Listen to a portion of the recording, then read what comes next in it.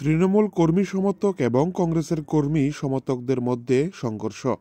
বচসা থেকে সংঘর্ষ, চলেছে গুল্লি কয়েক রাউন্ড। কালিয়াচক থানার আকন্দবেরিয়া গ্রাম পঞ্চায়েতের পাক্কাকোট গ্রামে কংগ্রেসের সমর্থক অপরাজিত সরকার ওরফে কালো গুলি করে অসীম মণ্ডল নামে এক তৃণমূল কংগ্রেস কর্মীকে, বাড়ি রামধনটোলা। আরও একজন ওই গ্রামেরই তৃণমূল কর্মী বিকাশ মণ্ডলকে হাসুয়া দিয়ে আঘাত করে দুজনে গুরুতর আহত হন। বেসরকারি নার্সিংহোমে ভর্তি।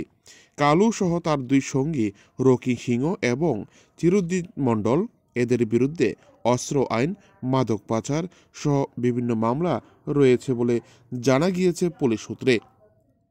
মালদা থেকে নিজস্ব প্রতিনিধি রিপোর্ট, টিভি 100 বাংলা। অঞ্চলের পঞ্চায়েত যেটা আছে রামনগর গ্রাম পঞ্চায়েত, তার সামনে একটা মদের কাউন্টার আছে। সেখানে অনেকে মদ খায়।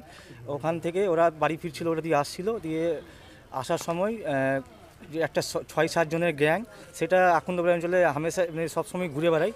সেই গ্যাংয়েরই 6-7 জন ছিল।